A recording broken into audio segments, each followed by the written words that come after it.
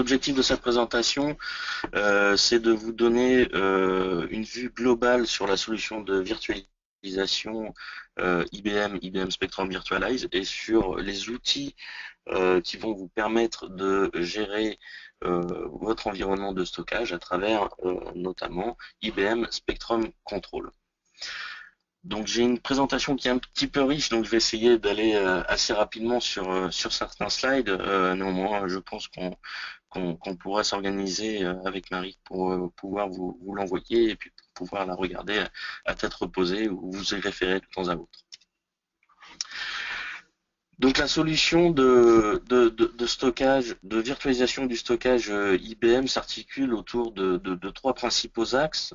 Le premier étant la possibilité donc de donner de la valeur à vos datas à travers différents mécanismes que l'on verra, soit des mécanismes qui vont vous permettre d'accéder à cette donnée de façon beaucoup plus rapide, ou alors des mécanismes qui vont vous permettre de stocker beaucoup plus de données sur un même socle physique.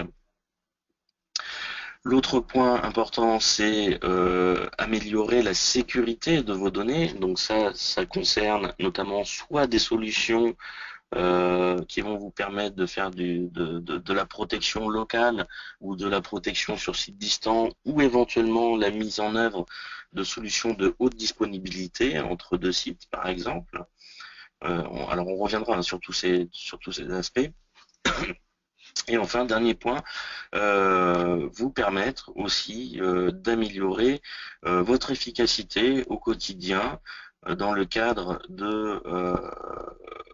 notamment de l'exploitation quotidienne de votre infrastructure de stockage, que ça soit à travers du provisionnement de volume, mais aussi sur les fonctions avancées, surtout quand on fait de la virtualisation dans un monde hétérogène. Donc je reviendrai dessus également. Voilà. Donc aujourd'hui, la solution de virtualisation Spectrum Virtualize est déployée de façon très massive au niveau mondial, hein, pour plus de 121 600 systèmes. Donc 122 000 systèmes, hein. Quand on entend système, ce sont en fait soit des appliances, soit des unités de stockage qui disposent aussi de ces solutions de virtualisation. Le tout avec une disponibilité accrue, puisque on n'a pas peur d'afficher une fiabilité de 9.5 sur cette solution de virtualisation. D'autres points importants, vous le voyez sur ce slide, c'est qu'on est capable également d'améliorer les performances, de multiplier les performances par 3 avec seulement 5% de volumétrie de type flash, donc très très rapide, hein. On est au-delà du SSD, puisque le SSD a son goulot d'étranglement qui est sa connectique. Là on est sur du flash, donc un accès direct en mémoire, comme si on travaillait sur de la RAM in fine. Et tout ça en améliorant le coût d'acquisition des environnements de stockage grâce aux mécanismes de compression et d'efficience du stockage tel que le film provisioning également. Donc améliorer la valeur de vos données. Comment? Déjà, tout d'abord, en se disant que vous allez traiter de plus en plus de données et que ces données, il vous faut une solution qui soit évolutive en termes de capacité. Alors cette évolution, il y a deux façons de la gérer. La première façon de la gérer, c'est tout simplement de rajouter des disques au fur et à mesure de vos besoins pour pouvoir faire face à cette croissance de données. La deuxième solution, et c'est celle que nous avons retenue sur Spectrum Virtualize, c'est de mettre en œuvre des mécanismes d'efficience. Ce mécanisme d'efficience dont je vous parle aujourd'hui, c'est celui de la compression en temps réel. C'est-à-dire que vos données arrivent de façon non compressée sur cette unité de stockage, sont compressées à la volée et écrites compressées, ce qui vous permet de faire face à la croissance exponentielle de vos datas, tout en conservant un niveau de performance qui reste celui auquel vous êtes habitué.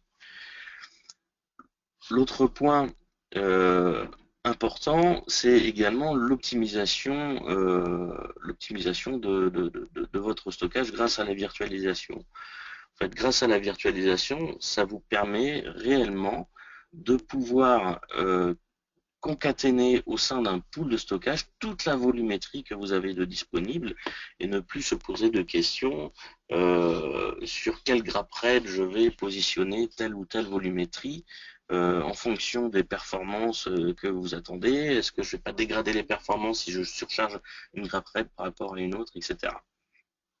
Donc c'est sur ce point particulier qu'on va pouvoir optimiser votre utilisation du stockage.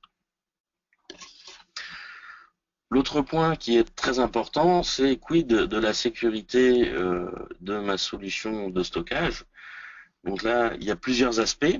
Le premier aspect va concerner la mise en œuvre, par exemple, du chiffrement sur des baies de stockage virtualisées. Donc la solution de chiffrement s'effectue aujourd'hui donc à la volée à travers les contrôleurs de l'appliance de virtualisation et va pouvoir vous permettre de vous affranchir, par exemple, lors d'un vol de disque, que quelqu'un de malveillant puisse retrouver les données qui sont écrites dessus.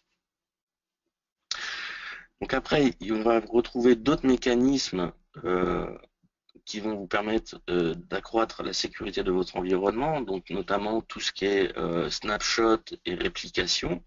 Donc les snapshots, c'est l'idée de prendre une copie en local et de pouvoir faire un retour H-1 heure, H-2 heures, H-3 heures par exemple sur les données telles qu'elles étaient dans votre environnement. À ce moment-là, par exemple, un cas d'usage spécifique pourrait être celui de se dire on a un nouveau patch qui arrive sur une base de données, on prend un snapshot à l'instant T, on applique le patch, si ça se passe bien, à ce moment-là, on peut supprimer l'ancien snapshot, si ça se passe mal, on peut revenir sur l'image de ces données à l'instant T0. D'autres points importants aussi en termes de sécurité, c'est la possibilité de mettre en œuvre un mécanisme ou une architecture, soit HyperSwap, soit une architecture qu'on appelle Stretch Cluster, donc cluster étendu, qui va vous permettre de fournir de la haute disponibilité à votre environnement de stockage. Et ainsi, vous palliez à une défaillance d'un contrôleur, vous palliez à une défaillance d'un double contrôleur, vous palliez à des défaillances de disque, et tout ça se fait sans interruption de service d'un point de vue serveur. C'est-à-dire que c'est pas parce que l'unité de stockage sur mon site primaire on va dire, est défaillante que votre serveur va perdre l'accès à ces données. Au contraire, il va utiliser l'unité de stockage qui est située sur le site secondaire pour pouvoir accéder à ces données. Et là, on est bien entendu dans des mécanismes de copie miroir, en fait, hein, comme on pourrait faire sur du RAID 1, mais entre des systèmes différents.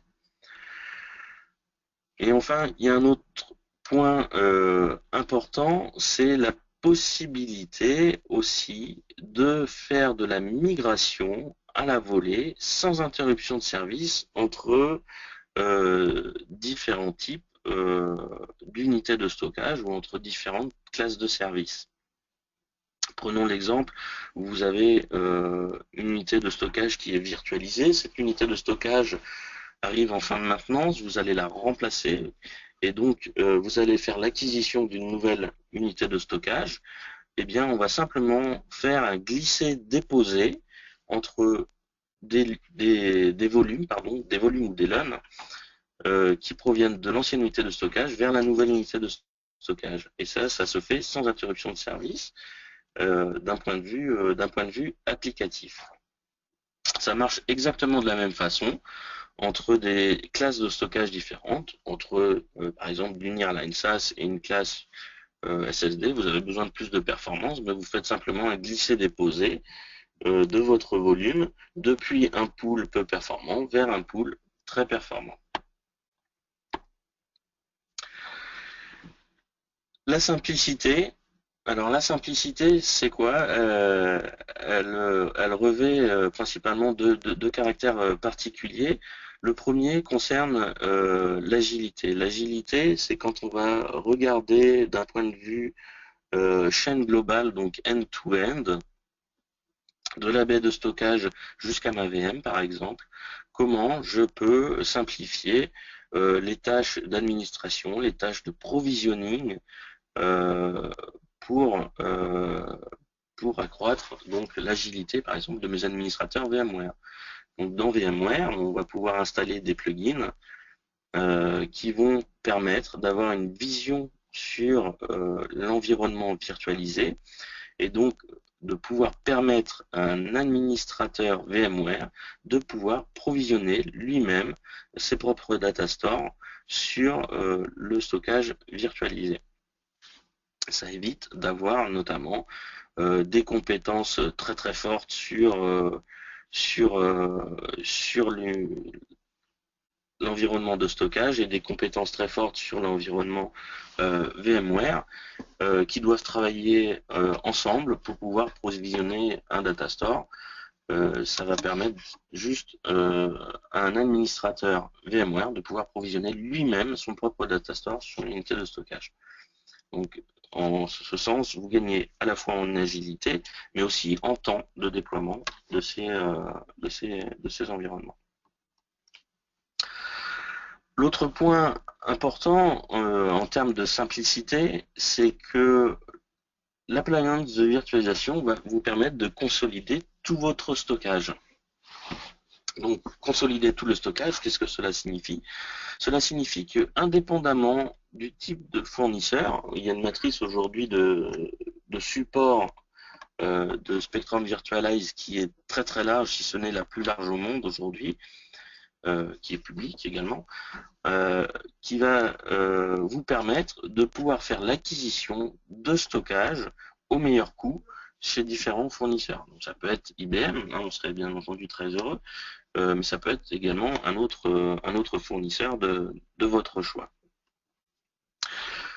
Le point le plus important dans ces environnements hétérogènes, c'est de se dire finalement j'ai une unité de stockage IBM, une unité de stockage EMC, une unité de stockage HP, mais les mécanismes, alors soit de copie, soit les mécanismes de snapshot ne sont pas les mêmes entre les différents constructeurs. Donc ça veut dire que j'ai des compétences différentes à maintenir.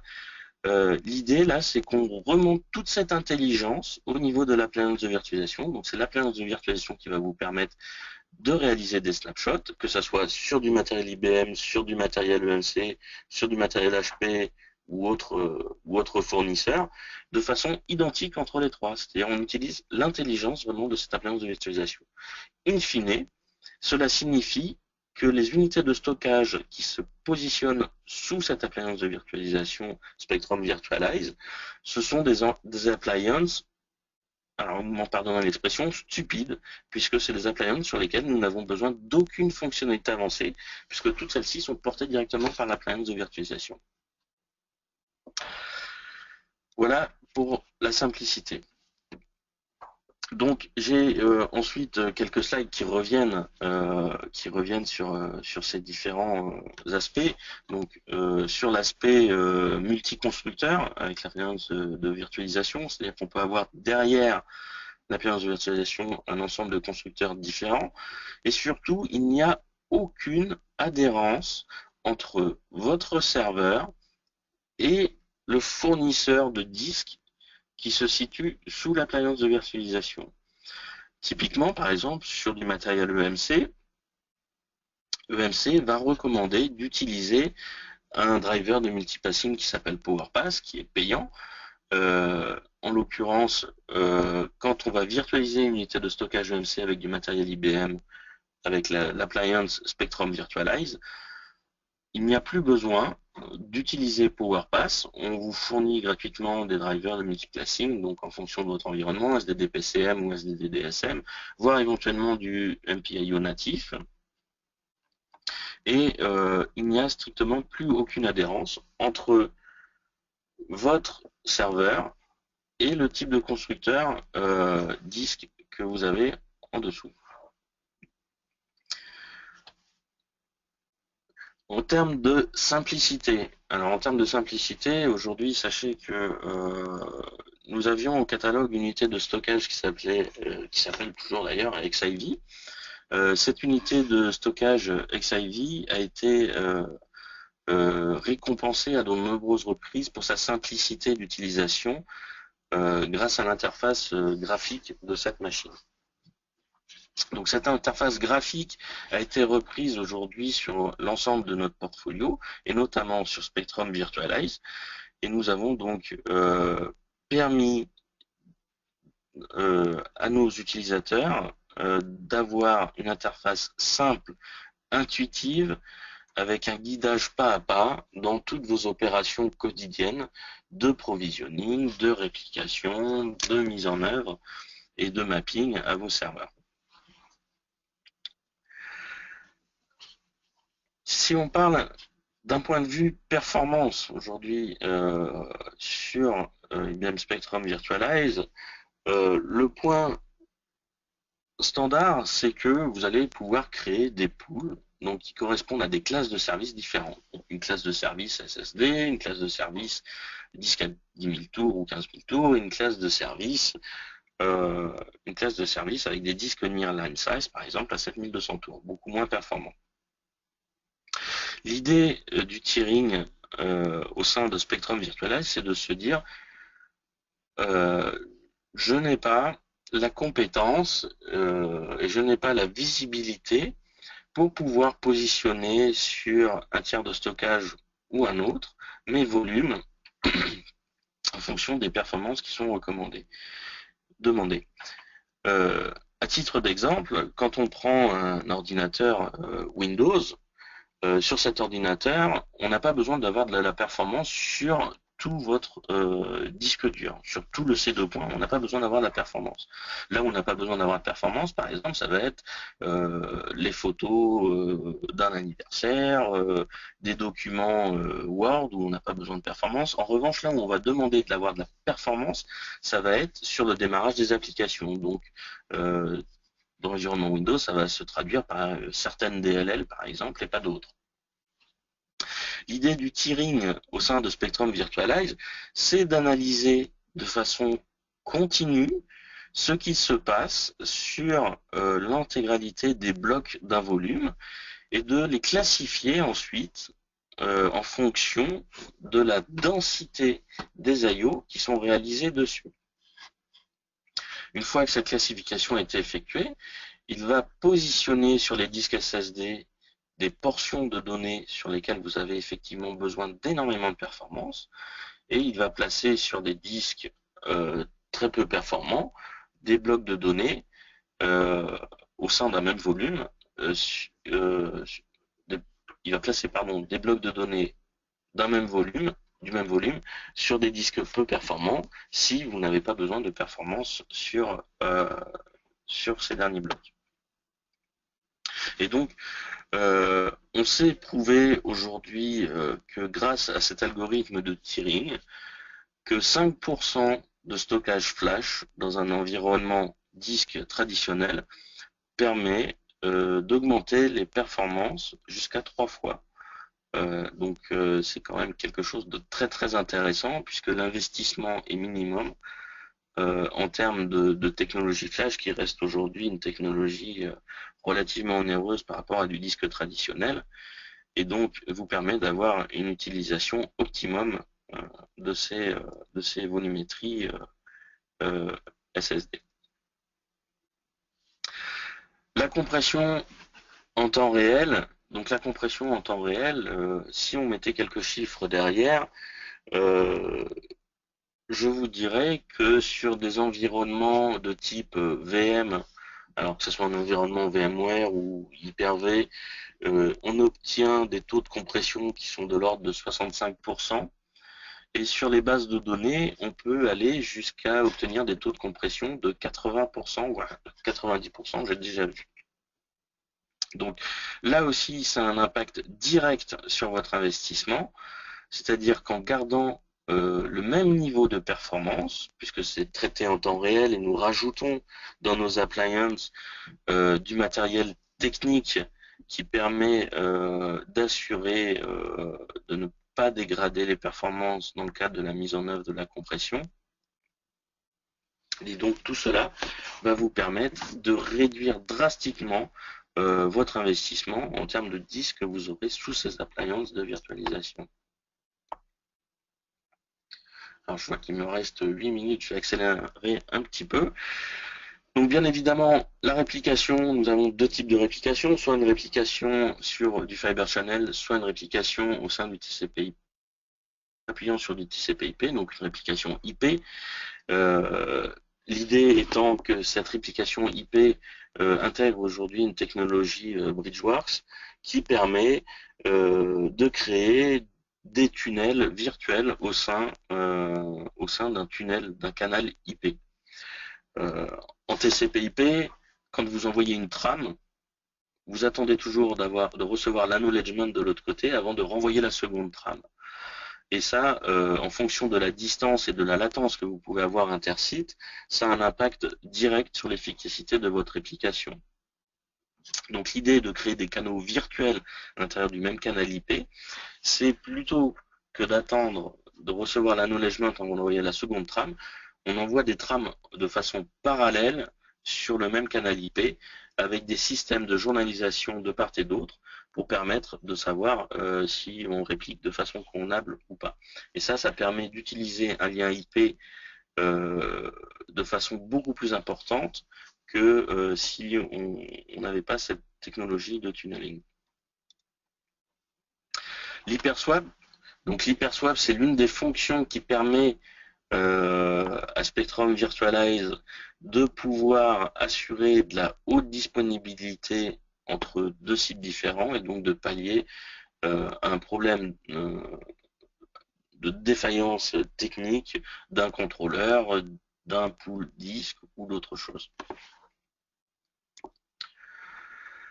Le quorum IP, et oui, quand on fait de la haute disponibilité, il nous faut toujours un quorum. Le rôle du quorum, c'est de pouvoir faire de l'arbitrage pour pouvoir automatiser les cas de failover lorsque vous avez une défaillance sur le site primaire, par exemple, sur les disques du site primaire.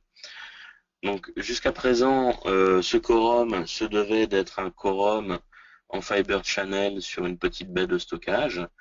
Depuis la version 7.6 de Spectrum Virtualize, ce quorum, c'est un applet Java que l'on fait tourner sur une VM externalisée sur un troisième site pour conserver son indépendance et qui va vous permettre justement de réaliser cet arbitrage à travers un réseau IP.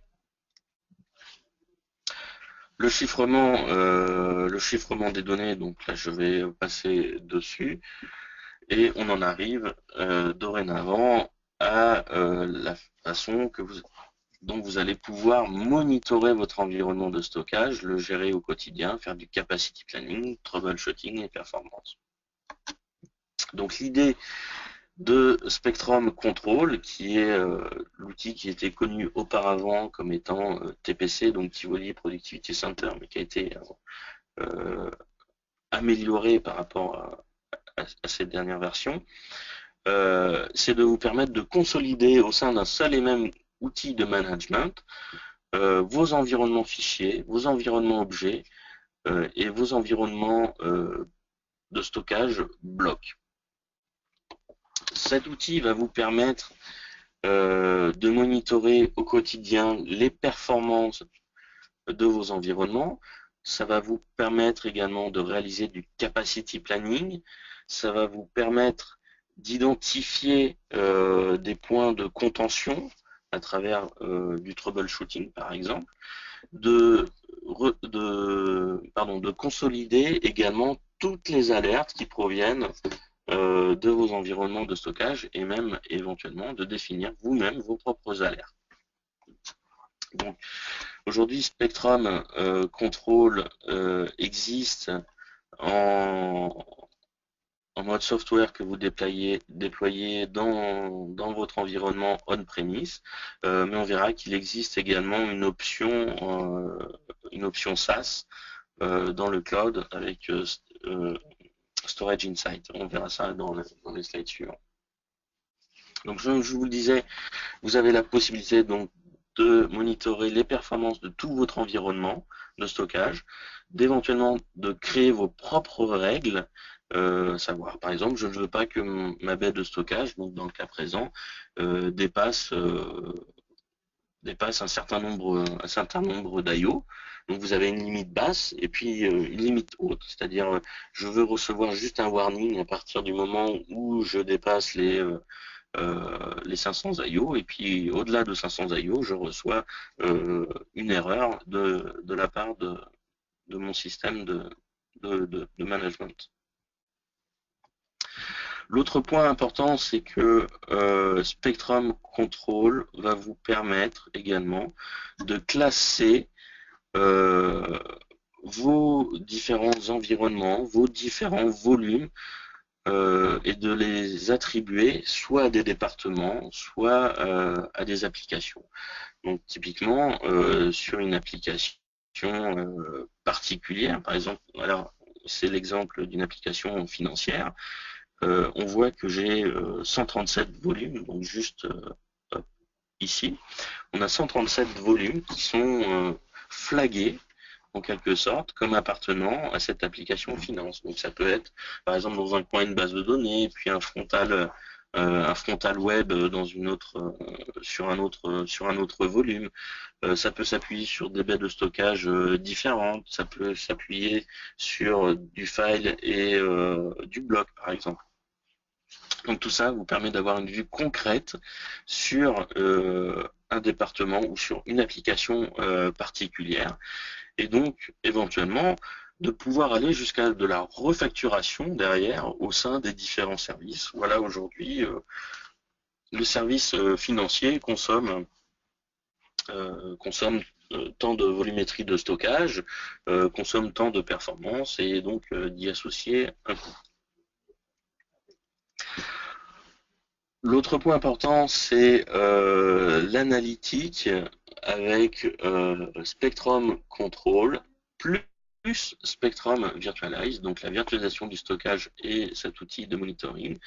C'est de vous permettre de pouvoir catégoriser vos différents tiers de stockage et de joindre une analyse au placement des différents LUN sur les différents types de stockage, donc sur du tier 1, du tier 2, et de vous préconiser éventuellement le déplacement d'un volume du tier 2 vers le tier 1 ou du tier 1 vers le tier 3 ou inversement, ou n'importe quel mélange. Donc ça, c'est l'une des grandes avancées de Spectrum Control en conjugaison avec Spectrum Virtualize, et qui va vous permettre véritablement de faire de l'analytique sur votre environnement de stockage pour en optimiser le coût, toujours. Alors, Spectrum Control va vous permettre également de faire du provisioning de stockage à travers un portail de services. Donc vous allez définir différentes classes de services, une classe Gold, une classe Silver. On voit que dans le Gold, c'est du stockage de type tier 1, donc du stockage très rapide, chiffré en RAID 10.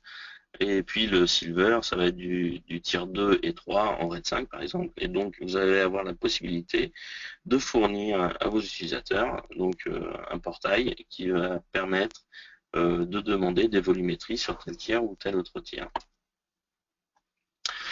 L'application Storage Insight est la version SaaS de l'offre Spectrum Control, donc un peu plus light, beaucoup plus light, et qui va vous permettre d'accéder à un dashboard synthétique de vos consommations et de vos ressources stockage directement dans le cloud. Donc on voit les capacity block, les capacités en mode fichier. Vous avez une visibilité également sur les performances euh, qui n'est pas très détaillée hein, par rapport à du Spectrum Control on-premise. Et puis une analyse de tiering. Donc cet outil va vous permettre donc de suivre l'évolution et le trend des consommations de capacité tiers par tiers, donc classe de service par classe de service, et également de suivre l'évolution des performances de ces différentes classes de service. Il fournit également des préconisations en termes de réclamation d'espace. Donc, il est capable de détecter si vous avez des environnements sur lesquels on a des volumes sur lesquels on a écrit beaucoup de zéros qui prennent de la place finalement pour pas grand chose et pour aucune valeur, et donc vous permet de voir l'espace que vous pourriez ainsi réclamer pour pouvoir continuer de provisionner de la volumétrie sur votre environnement actuel. Il vous fournit également des solutions d'optimisation du placement des données en fonction des différentes classes de services qui se trouvent dans votre environnement. Donc cette solution était très simple à implémenter. Je parle de l'offre Control Insight, donc cette offre SaaS. On télécharge un collecteur de données qui est installé sur votre environnement. Vous insérez ensuite les renseignements concernant vos différentes unités de stockage. Et ce collecteur de données va ensuite communiquer à travers un canal sécurisé SSL sur un environnement cloud IBM dans lequel il y a l'application Control Insight et vous accédez immédiatement à votre dashboard, de consommation, de capacité, etc. Voilà, donc vous pouvez retrouver cette offre sur le portail IBM, et je crois même que vous êtes en mesure de pouvoir effectuer un test vous-même sur cette plateforme Control Insight. Alors pas sur votre environnement qui vous est propre, hein, mais sur un environnement prédéfini, un environnement de démo. Voilà.